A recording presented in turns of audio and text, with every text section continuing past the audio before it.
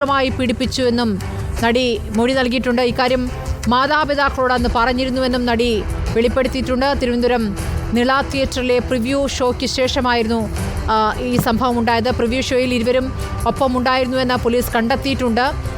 നടിയുടെ മാതാപിതാക്കളുടെ മൊഴി ഇന്ന് രേഖപ്പെടുത്തുമെന്നുള്ള വിവരം ലഭിക്കുകയാണ്. ഉച്ചയ്ക്ക് ശേഷമാണ് നടിയുടെ രഹസ്യമൊഴി തിരുവനന്തപുരം കോടതിയിൽ രേഖപ്പെടുത്തുക. റോഷി, കേൾക്കാമോ? സ്മൃതി, ഇന്ന് ഉച്ചയോടെ തന്നെ നടിയുടെ പരാതി ഉന്നയിച്ച സിദ്ദീഖിനെതിരെ പരാതി ഉന്നയിച്ച ഇന്നലെ പോലീസ് മൊഴി ശേഖരിച്ച നടിയുടെ രഹസ്യമൊഴി ഇന്ന് രേഖപ്പെടുത്തും കോടതിയിൽ. അതിനിടയിൽ മാതാപിതാക്കളുടെ മൊഴി കൂടെ രേഖപ്പെടുത്താനുള്ള തീരുമാനമെടുത്തിട്ടുണ്ട്. കാരണം മസ്കറ്റ് ഹോട്ടലിൽ നടന്ന ആ ക്രൂരമായ പീഡനം അത് മാതാപിതാക്കളെ അറിയിച്ചിട്ടുണ്ടെന്ന് ഇന്നലെ പോലീസിന് ഈ നടി മൊഴി നൽകിയിട്ടുണ്ട്. ആ ഒരു സാഹചര്യത്തിലാണ് അത്തരമൊരു മൊഴി ശേഖരിക്കാനുള്ള തീരുമാനത്തിലേക്ക് എത്തിയത്.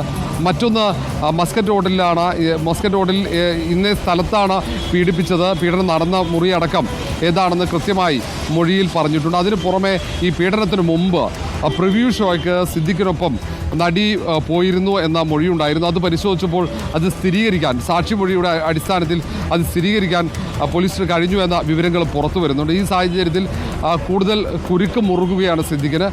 മറ്റൊന്ന്, ഇനി മാതാപിതാക്കൾ നൽകുന്ന മൊഴി ഇത് സംബന്ധിച്ച് ശാസ്ത്രീയ തെളിവുകൾ എന്തെങ്കിലും ഉണ്ടോ എന്ന കാര്യമടക്കം വളരെ വിശദമായി പരിശോധിക്കുന്നുണ്ട് അന്വേഷണ സംഘം. നേരത്തെ പ്രസാദ് സൂചിപ്പിച്ചതുപോലെയാണ് ഇത് ശാസ്ത്രീയ തെളിവുകൾ ശേഖരിക്കുക അത്ര എളുപ്പമല്ല. കാരണം വളരെ കാലങ്ങൾക്ക് മുമ്പ് നടന്ന ഒരു സംഭവമായതുകൊണ്ട് തന്നെയാണ് അത് അന്വേഷണ സംഘത്തെ സംബന്ധിച്ചിടത്തോളം വെല്ലുവിളിയാകുന്നത്.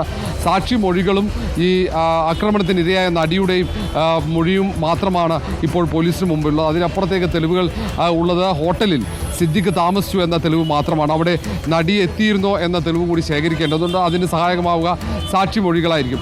ഏതായാലും ഏറ്റവും പ്രധാനപ്പെട്ട മൊഴികൾ, ഏറ്റവും ക്രൂരമായ പീഡനം താൻ ഏറ്റുവാങ്ങിയെന്ന മൊഴികൾ, അതിനു മുമ്പ് നടന്ന സംഭവങ്ങൾ അടക്കം വളരെ വിശദമായി തന്നെ ഇന്നലെ പോലീസിന് മൊഴിയായി ആക്രമണത്തിനിരയായ നടി നൽകിയിട്ടുണ്ട്. സ്മൃതി.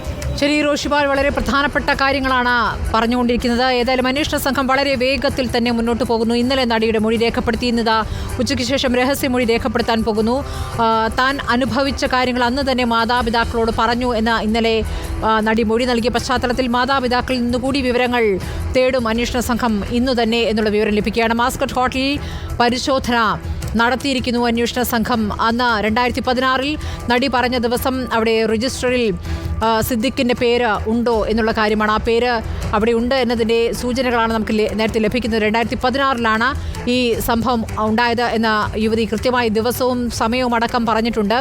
അന്നേ ദിവസം സിദ്ദീഖിൻ്റെ സിനിമയുടെ പ്രിവ്യൂവിന് ഒരുമിച്ച് രണ്ടുപേരും നിള തിയേറ്ററിൽ പോയി എന്ന കാര്യം കൂടി യുവതി സാക്ഷ്യപ്പെടുത്തുന്നുണ്ട്. അതിനുശേഷമാണ് സിനിമാ ചർച്ചയ്ക്കെന്ന് പറഞ്ഞുകൊണ്ട് ഹോട്ടലിലേക്ക് വിളിപ്പിച്ചത് എന്നുള്ള കാര്യമാണ്. അപ്പോൾ മസ്കറ്റ് ഹോട്ടലിൽ നിന്നുള്ള തെളിവുകളാണ് ഏറ്റവും പ്രധാനപ്പെട്ട എവിഡൻസ് ആവുക, ഏറ്റവും പ്രധാനപ്പെട്ട തെളിവുകളാവുക. തെളിവുകൾ അന്വേഷണ സംഘത്തിന് ലഭിക്കുന്നു.